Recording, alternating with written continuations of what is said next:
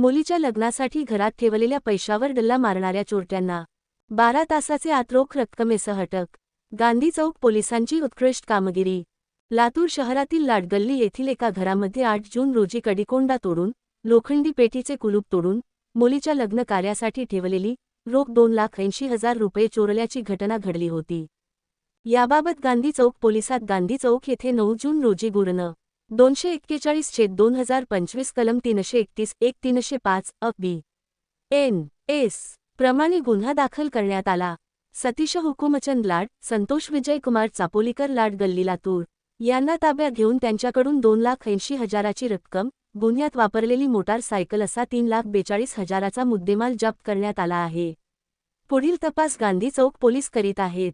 या प्रकरणाच्या तपास पोलीस ठाणे गांधी चौकचे पोलीस निरीक्षक साहेबराव नरवाडे यांचे मार्गदर्शनात पथकातील पोलीस उपनिरीक्षक अक्रम मोमीन, पोलीस अंमलदार राजेंद्र टेकाळे, प्रकाश भोसले, राम गवारे, शिवाजी पाटील, संतोष गिरी यांनी केवळ 12 तासामध्ये केली आहे.